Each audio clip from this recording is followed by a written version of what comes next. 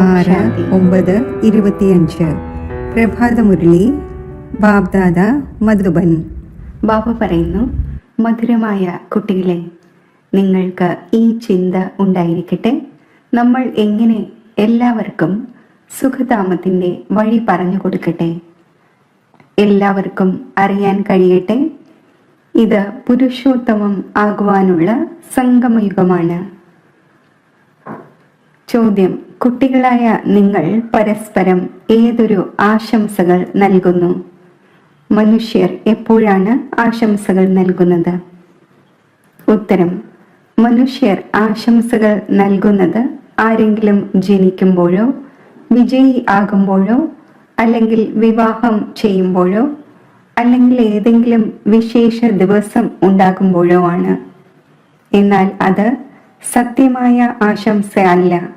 കുട്ടികളായ നിങ്ങൾ പരസ്പരം ബാബയുടേതാകുന്നതിൻ്റെ ആശംസകൾ നൽകുന്നു. നിങ്ങൾ പറയുന്നു, നമ്മൾ എത്ര ഭാഗ്യശാലിയാണ്, എല്ലാ ദുഃഖങ്ങളിൽ നിന്നും മുക്തമായി സുഖധാമത്തിലേക്ക് പോകുന്നു. നിങ്ങൾക്ക് ഹൃദയത്തിൻ്റെ ഉള്ളിൽ സന്തോഷമുണ്ടാകുന്നു. ഓം ശാന്തി. പരിധിയില്ലാത്ത ബാബയിരുന്ന് പരിധിയില്ലാത്ത കുട്ടികൾക്ക് മനസ്സിലാക്കിച്ചു തരുന്നു. ഇപ്പോൾ ചോദ്യമുയരുന്നു, പരിധിയില്ലാത്ത പിതാവ് ആരാണ്? ഇതും അറിയാം, എല്ലാവരുടെയും പിതാവ് ഒന്നാണ്. ആ ഒന്നിനെ പരംപിത എന്ന് പറയുന്നു. ലൗകിക പിതാവിനെ പരംപിത എന്ന് പറയുന്നില്ല. പരംപിത ഒന്നാണ്. ആ ഒന്നിനെ എല്ലാ കുട്ടികളും മറന്നുപോയി. അതിനാൽ ദുഃഖം ഹരിച്ച് സുഖമുണ്ടാക്കുന്ന പരംപിത പരമാത്മാവിനെ കുട്ടികളായ നിങ്ങൾ അറിയുന്നുണ്ട്. ബാബ നമ്മുടെ ദുഃഖം എങ്ങനെയാണ് ഹരിച്ചുകൊണ്ടിരിക്കുന്നത്, പിന്നെ സുഖശാന്തിയിലേക്ക് പോകുന്നത് എന്ന്. എല്ലാവരും സുഖത്തിലേക്ക് പോകുന്നില്ല. കുറച്ചു പേർ സുഖത്തിലേക്കും കുറച്ചു പേർ ശാന്തിയിലേക്കും പോകും. ചിലർ സത്യയുഗത്തിൽ പാട്ടഭിനയിക്കുന്നു, ചിലർ ത്രേതായിൽ, ചിലർ ദ്വാപരയിൽ. നിങ്ങൾ സത്യയുഗത്തിൽ വസിക്കുമ്പോൾ ബാക്കി എല്ലാവരും മുക്തിധാമത്തിൽ ആയിരിക്കും. അതിനെ ഈശ്വരന്റെ വീട് എന്ന് പറയും. മുസൽമാന്മാർ നമാസ് ചൊല്ലുമ്പോൾ എല്ലാവരും ഒരുമിച്ച് ഈശ്വരാരാധന ചെയ്യുന്നു. എന്തിനു വേണ്ടി? സ്വർഗത്തിന് വേണ്ടിയാണോ അതോ അള്ളാഹുവിന്റെ അടുക്കൽ പോകുന്നതിന് വേണ്ടിയോ? അള്ളാഹുവിന്റെ വീടിനെ സ്വർഗം എന്ന് പറയുകയില്ല. അവിടെ ആത്മാക്കൾ ശാന്തിയിൽ വസിക്കുന്നു. ശരീരം ഉണ്ടായിരിക്കുന്നില്ല. ഇത് അറിയുന്നുണ്ടാകും, അള്ളാഹുവിന്റെ അടുക്കൽ ശരീരത്തോടെ അല്ല, എന്നാൽ നമ്മൾ ആത്മാക്കളാണ് പോവുക എന്ന്. ഇപ്പോൾ കേവലം അള്ളാഹുവിനെ ഓർമ്മിക്കുന്നതിലൂടെ ആരും പവിത്രമായി മാറുകയില്ല. അള്ളാഹുവിനെ ആണെങ്കിൽ അറിയുന്നതേയില്ല. ഇപ്പോൾ ഈ മനുഷ്യർക്ക് എങ്ങനെ നിർദ്ദേശങ്ങൾ നൽകാം? ബാബ സുഖശാന്തിയുടെ സമ്പത്ത് നൽകിക്കൊണ്ടിരിക്കുന്നു. വിശ്വത്തിൽ ശാന്തി എങ്ങനെ ഉണ്ടാകുന്നു? വിശ്വത്തിൽ ശാന്തി എപ്പോഴുണ്ടായിരുന്നു. ഇത് അവർക്ക് എങ്ങനെ മനസ്സിലാക്കിച്ചു കൊടുക്കാം എന്ന്. സർവീസബിളായ കുട്ടികൾ ആരാണോ അവർക്ക് നമ്പർ 1 പുരുഷാർത്ഥമനുസരിച്ച് ഈ ചിന്തനം ഉണ്ടായിരിക്കുന്നു. നിങ്ങൾ ബ്രഹ്മ മുഖവംശാവലി ബ്രാഹ്മണർക്ക് തന്നെയാണ് ബാബ തന്റെ പരിചയം നൽകിയത്. മുഴുവൻ ലോകത്തെയും മനുഷ്യരുടെ പാർട്ടിന്റെയും പരിചയം നൽകി. ഇപ്പോൾ നമ്മൾ മനുഷ്യർക്ക് ബാബയുടെയും രചനയുടെയും പരിചയം എങ്ങനെ നൽകട്ടെ? ബാബ എല്ലാവരോടും പറയുന്നു, സ്വയം ആത്മാവാണ് എന്ന് മനസ്സിലാക്കി എന്നെ ഓർമ്മിക്കൂ, എങ്കിൽ ഈശ്വരന്റെ വീട്ടിലേക്ക് പോകും. ഗോൾഡൻ ഏജിൽ അഥവാ സ്വർഗത്തിൽ എല്ലാവരും പോവുകയില്ല. അവിടെയാണെങ്കിൽ ഒരു ധർമ്മമാണ് ഉണ്ടായിരിക്കുന്നത്. ബാക്കി എല്ലാവരും ശാന്തിധാമത്തിലാണ്. ഇതിൽ ആരും അപ്രസന്നമാകേണ്ട കാര്യമേ ഇല്ല. മനുഷ്യർ ശാന്തി യാചിക്കുന്നു. അത് ലഭിക്കുന്നത് അള്ളാഹുവിന്റെ അഥവാ ഗോഡ് ഫാദറിന്റെ വീട്ടിലാണ്. ആത്മാക്കൾ എല്ലാവരും ശാന്തിധാമത്തിൽ നിന്നും വരുന്നു. അവർ പിന്നെ പോകുന്നത് നാടകം പൂർത്തിയാകുമ്പോഴായിരിക്കും. ബാബ വരികയും ചെയ്യുന്നു, പതീത ലോകത്തു നിന്നും എല്ലാവരെയും കൊണ്ടുപോകുന്നതിനായി. ഇപ്പോൾ കുട്ടികളായ നിങ്ങളുടെ ബുദ്ധിയിലുണ്ട്, നമ്മൾ ശാന്തിധാമത്തിലേക്ക് പോകുന്നു, പിന്നെ സുഖധാമത്തിലേക്ക് വരും. ഇത് പുരുഷോത്തമ സംഗമയുഗമാണ്. പുരുഷോത്തം എന്നാൽ ഉത്തമത്തിലും ഉത്തമമായ പുരുഷ്. ഏതുവരെ ആത്മാവ് പവിത്രമാകുന്നില്ല, അതുവരെ ഉത്തമ പുരുഷ് ആകാൻ സാധിക്കില്ല. ഇപ്പോൾ ബാബ നിങ്ങളോട് പറയുന്നു, എന്നെ ഓർമ്മിക്കൂ, സൃഷ്ടിചക്രത്തെയും അറിയൂ, ഒപ്പം ദൈവിക ഗുണവും ധാരണ ചെയ്യൂ. ഈ സമയം എല്ലാ മനുഷ്യരുടെയും ക്യാരക്ടർ ദൂഷിച്ചിരിക്കുന്നു. പുതിയ ലോകത്തിലാണെങ്കിൽ ക്യാരക്ടർ വളരെയധികം ഫസ്റ്റ് ക്ലാസ് ആയിരിക്കും. ഭാരതവാസികൾ തന്നെയാണ് ഉയർന്ന ക്യാരക്ടർ ഉള്ളവർ ആകുന്നത്.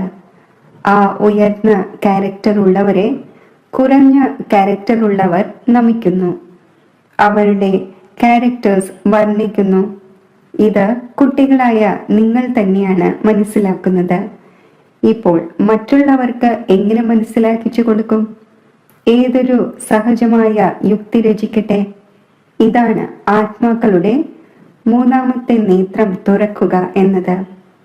ബാബയുടെ ആത്മാവിൽ ജ്ഞാനമുണ്ട്. മനുഷ്യർ പറയുന്നു, എന്നിൽ ജ്ഞാനമുണ്ട്. ഇത് ദേഹാഭിമാനമാണ്. ഇതിലാണെങ്കിൽ ആത്മാഭിമാനിയാകണം. സന്യാസിമാരുടെ അടുക്കൽ ശാസ്ത്രങ്ങളുടെ ജ്ഞാനമുണ്ട്. ബാബയുടെ ജ്ഞാനം ബാബ വന്നു തരുമ്പോഴാണ് ഉള്ളത്. യുക്തിയോടെ മനസ്സിലാക്കിച്ചു കൊടുക്കണം. അവർ കൃഷ്ണനെ ഭഗവാനാണ് എന്ന് മനസ്സിലാക്കുന്നു. ഭഗവാനെ അറിയുന്നതേയില്ല. ഋഷി മുനിമാരും മറ്റും പറയുമായിരുന്നു, നമ്മൾ അറിയുന്നില്ല, മനുഷ്യന് ഭഗവാനാകുവാൻ സാധിക്കില്ല എന്ന് മനസ്സിലാക്കുന്നു. നിരാകാരനായ ഭഗവാനാണ് രചയിതാവ്. എന്നാൽ ആ ഒന്ന് എങ്ങനെ രചിക്കുന്നു? ആ ഒന്നിന്റെ നാമം, രൂപം, ദേശം, കാലം എന്താണ്? പറയുന്നു, നാമരൂപത്തിൽ നിന്നും വേറിട്ടവനാണ് എന്ന്. ഇത്രയും പോലും മനസ്സിലാക്കുന്നില്ല. അതായത് നാമരൂപത്തിൽ നിന്നും വേറിട്ട വസ്തു എങ്ങനെ ഉണ്ടാക്കാൻ സാധിക്കും? ഇംപോസിബിൾ ആണ്. അഥവാ കല്ലിലും മണ്ണിലും മത്സ്യത്തിലും കൂർമ്മത്തിലും എല്ലാത്തിലും ഉണ്ട് എന്ന് പറയുന്നുവെങ്കിൽ അത് നാമരൂപമാകുന്നു. ചിലപ്പോൾ എന്തെങ്കിലും പറയുന്നു, മറ്റു ചിലപ്പോൾ മറ്റെന്തെങ്കിലും പറഞ്ഞുകൊണ്ടിരിക്കുന്നു. കുട്ടികൾക്ക് രാവും പകലും വളരെയധികം ചിന്തനം നടക്കണം. മനുഷ്യർക്ക് നമ്മൾ എങ്ങനെ മനസ്സിലാക്കിച്ചു കൊടുക്കട്ടെ? ഇത് മനുഷ്യനിൽ നിന്നും ദേവത ആകുന്നതിന്റെ പുരുഷോത്തമ സംഗമയുഗമാണ്.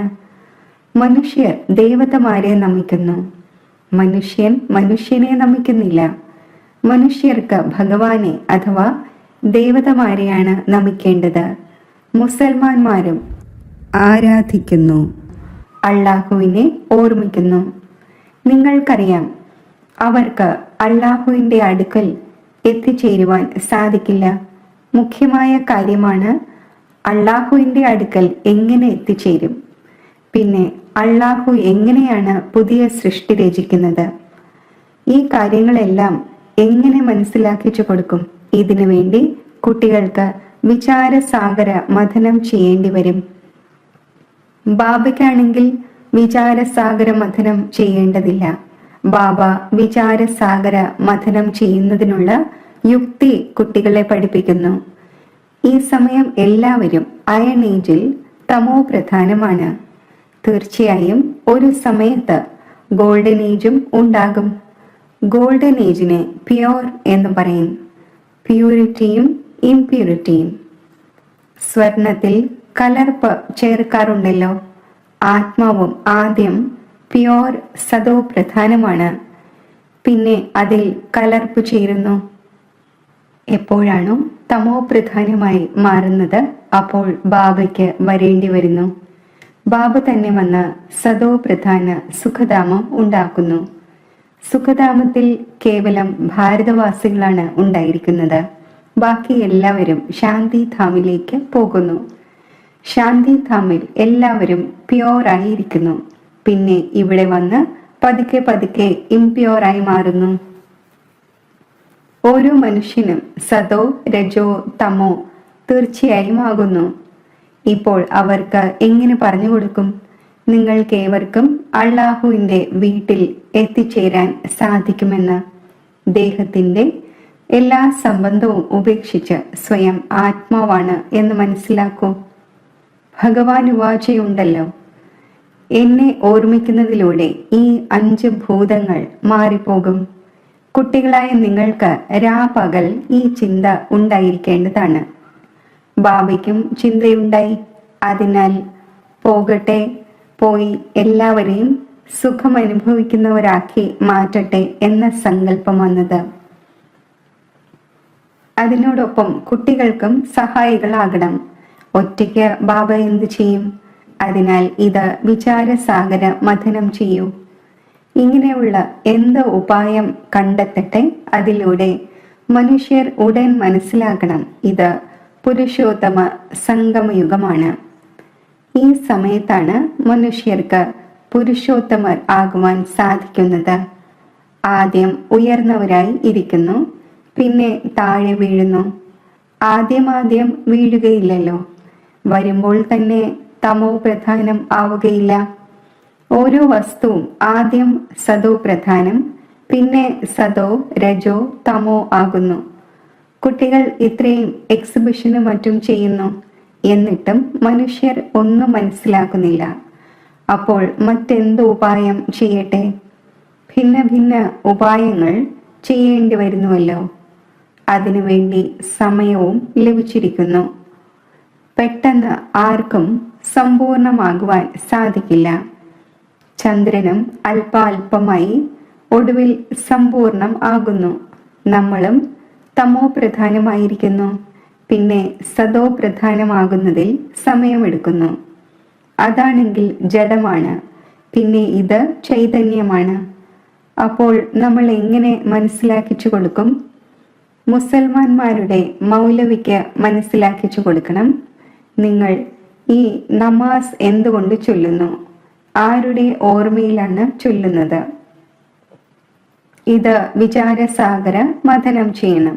വിശേഷ ദിവസങ്ങളിൽ പ്രസിഡന്റും മറ്റും മസ്ജിദിൽ പോകുന്നു, വലിയവരുമായി കൂടിക്കാഴ്ച നടത്തുന്നു. എല്ലാ മസ്ജിദുകളുടെയും ഒരു വലിയ മസ്ജിദ് ഉണ്ടായിരിക്കുന്നു. അവിടെ ഈദ് മുബാരക് നൽകുവാൻ പോകുന്നു.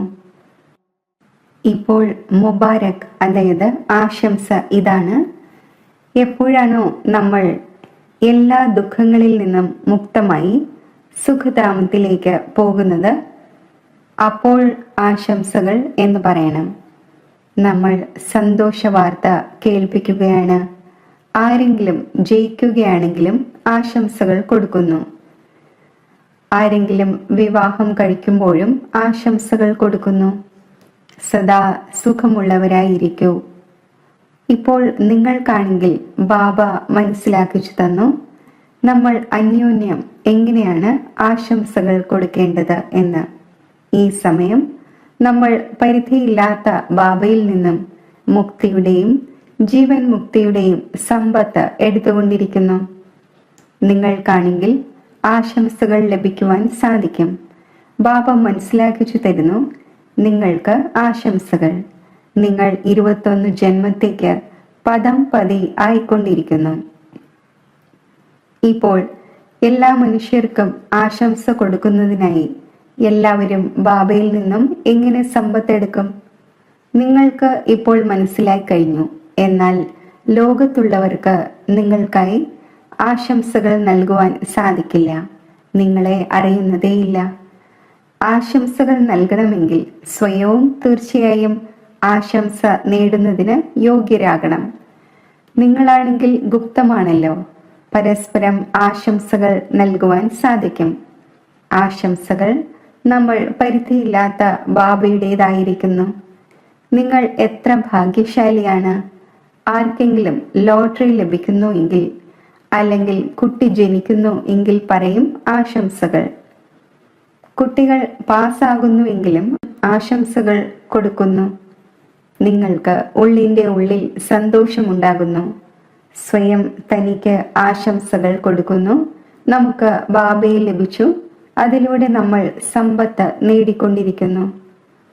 ബാബ മനസ്സിലാക്കിച്ചു തരുന്നു, ദുർഗതി പ്രാപിച്ച നിങ്ങൾ ആത്മാക്കൾ ഇപ്പോൾ സദ്ഗതി നേടിക്കൊണ്ടിരിക്കുന്നു. എല്ലാവർക്കും ഒരേ ആശംസകൾ തന്നെയാണ് ലഭിക്കുന്നത്. അവസാനം എല്ലാവർക്കും മനസ്സിലാകും ആരാണോ ഉയർന്നതിലും ഉയർന്നതാകുന്നത്. അവരോട് താഴ്ന്നവർ പറയും ആശംസകൾ. താങ്കൾ സൂര്യവംശി കുലത്തിൽ മഹാരാജാവും മഹാറാണിയുമാകുന്നു. താഴ്ന്ന കുലത്തിലുള്ളവർ വിജയമാലയിലെ മുത്താകുന്നവർക്ക് ആശംസകൾ കൊടുക്കും. ആര് പാസ്സാകുന്നുവോ അവർക്ക് ആശംസകൾ ലഭിക്കും. അവരുടെ തന്നെ പൂജയുണ്ടാകുന്നു. ഉയർന്ന പദവി നേടുന്ന ആത്മാവിനും ആശംസകൾ. പിന്നെ ഭക്തിമാർഗത്തിൽ അവരുടെ തന്നെ പൂജയുണ്ടാകുന്നു. മനുഷ്യർക്ക് അറിയില്ല എന്തുകൊണ്ടാണ് പൂജിക്കുന്നത് എന്ന്. അപ്പോൾ കുട്ടികൾക്ക് ഈ ചിന്ത ഉണ്ടായിരിക്കുന്നു, എങ്ങനെ മനസ്സിലാക്കിച്ചു കൊടുക്കട്ടെ? നമ്മൾ പവിത്രമായിരിക്കുന്നു, മറ്റുള്ളവരെ എങ്ങനെ പവിത്രമാക്കട്ടെ? ലോകമാണെങ്കിൽ വളരെ വലുതാണല്ലോ. ഓരോ വീട്ടിലും സന്ദേശം എത്തുന്നതിന് എന്തു ചെയ്യട്ടെ? നോട്ടീസ് ഇടുന്നതിലൂടെ എല്ലാവർക്കും ലഭിക്കുന്നില്ല. ഇതാണെങ്കിൽ ഓരോരുത്തർക്കും സന്ദേശം കയ്യിൽ കിട്ടണം. കാരണം അവർക്ക് തീർത്തും അറിയില്ല ബാബയുടെ അടുക്കൽ എങ്ങനെ എത്തിച്ചേരാം എന്ന്. പറയുന്നു, എല്ലാ വഴികളും പരമാത്മാവിനെ കണ്ടുമുട്ടുന്നതിൻ്റെതാണ് എന്ന്. പക്ഷേ ബാബ പറയുന്നു, ഈ ഭക്തി, ദാനപുണ്യം ഇവ ജന്മാന്തരങ്ങളിൽ ചെയ്തു വന്നു. പക്ഷേ വഴി എവിടെയാണ് ലഭിച്ചത്? പറയുന്നു, ഇതെല്ലാം അനാദിയായി തുടർന്നു വരുന്നു എന്ന്. പക്ഷേ എപ്പോൾ മുതലാണ് ആരംഭിച്ചത്? അനാദി എന്നതിൻ്റെ അർത്ഥവും മനസ്സിലാക്കുന്നില്ല. നിങ്ങളിലും നമ്പർ വാർ പുരുഷാർത്ഥമനുസരിച്ചാണ് മനസ്സിലാക്കുന്നത്.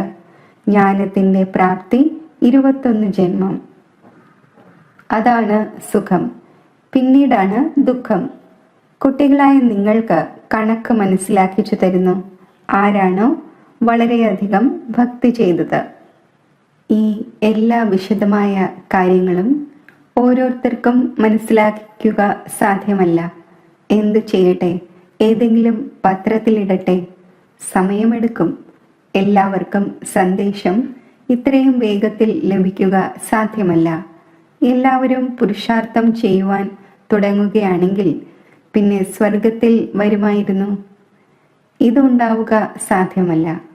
ഇപ്പോൾ നിങ്ങൾ പുരുഷാർത്ഥം ചെയ്യുന്നു സ്വർഗത്തിനു വേണ്ടി. ഇപ്പോൾ നമ്മുടെ ധർമ്മത്തിലുള്ളവർ ആരാണോ അവരെ എങ്ങനെ കണ്ടെത്തും? എങ്ങനെ അറിയാൻ കഴിയും ആരെല്ലാമാണ് ട്രാൻസ്ഫർ ആയത് എന്ന്? ഹിന്ദു ധർമ്മത്തിലുള്ളവർ വാസ്തവത്തിൽ ദേവി ദേവത ധർമ്മത്തിലേതാണ്?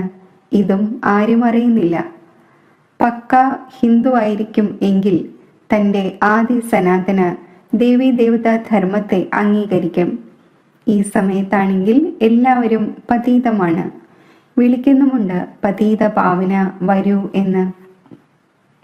നിരാകാരനെ തന്നെ ഓർമ്മിക്കുന്നു, നമ്മെ വന്ന് പാവനമായ ലോകത്തിലേക്ക് കൊണ്ടുപോകൂ എന്ന്. ഇവർ ഇത്രയും വലിയ രാജ്യം എങ്ങനെ നേടി?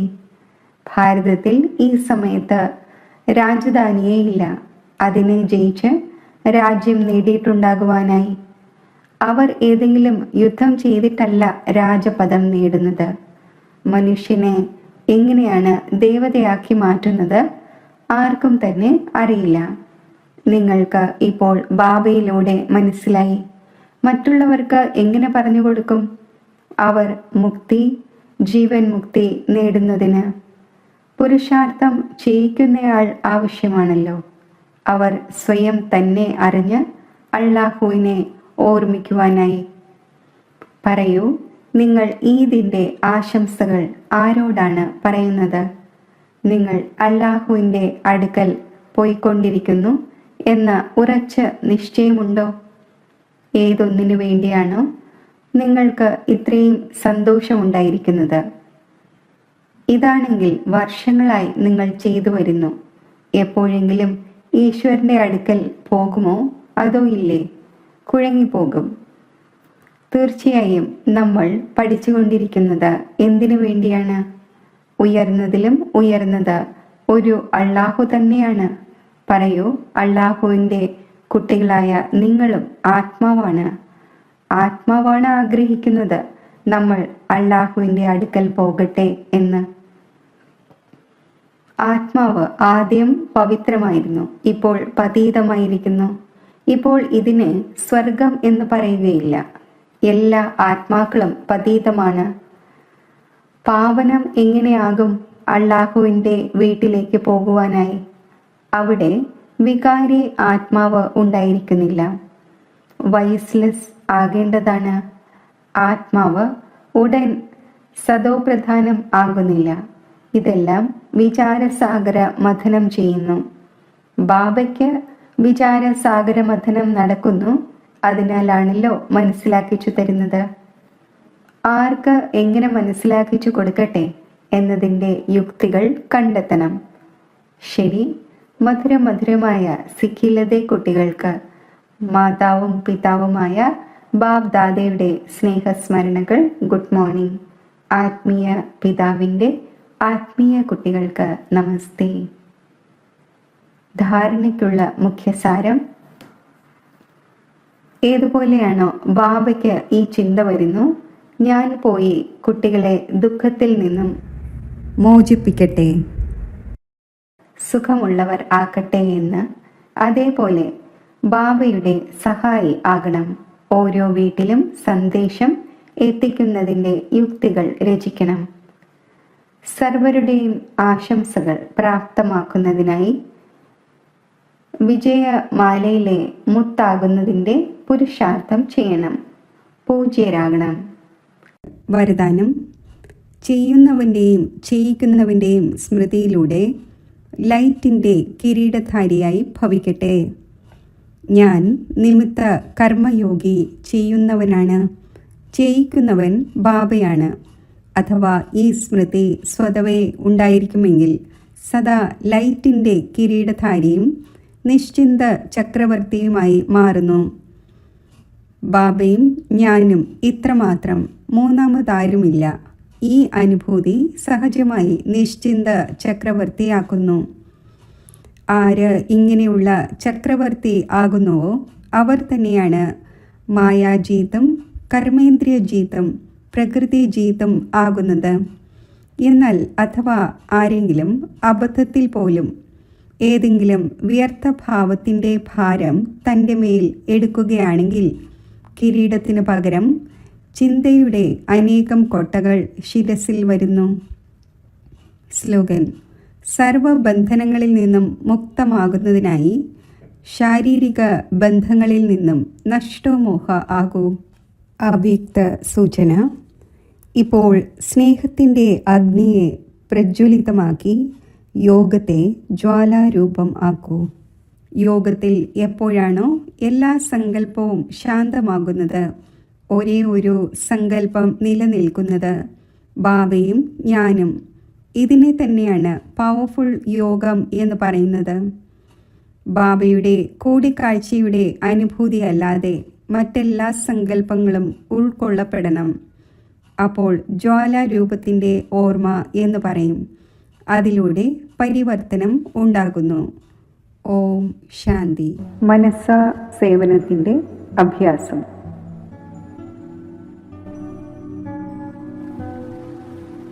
ഒരു ബാബ, രണ്ടാമതാരുമില്ല എന്ന ഗഹന തപസ്യയുടെ വിധിയിലൂടെ ഞാൻ ആത്മാവ്, വിധാതാവും വരദാതാവുമായ ബാബയിൽ നിന്നും ശാന്തിയുടെയും ശക്തിയുടെയും ഖജനാവുകൾ ശേഖരിക്കുകയാണ്.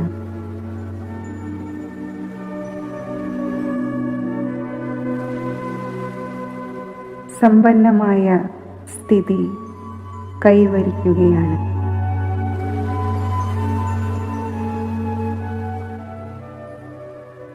മന്മനാഭവയുടെ മന്ത്രസ്വരൂപമായ ഞാൻ ലൈറ്റ് ഹൗസ്, മൈറ്റ് ഹൗസ് ആകുന്നു.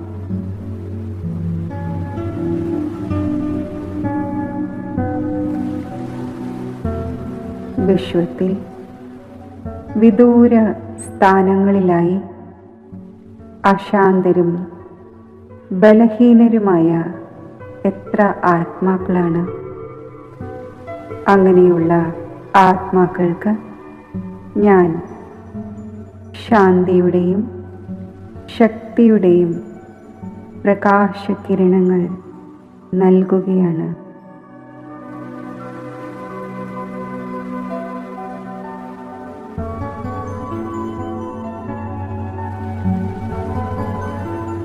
ഈ ശ്രേഷ്ഠ വൈബ്രേഷൻസ് വിശ്വമാകെ വ്യാപിക്കുകയാണ്.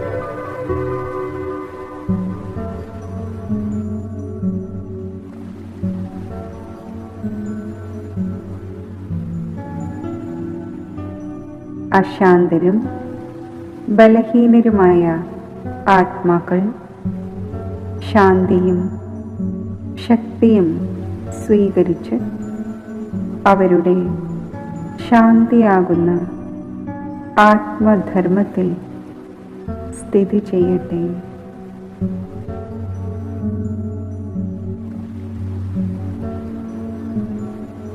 ശക്തി സമ്പന്നമായി മാറട്ടെ.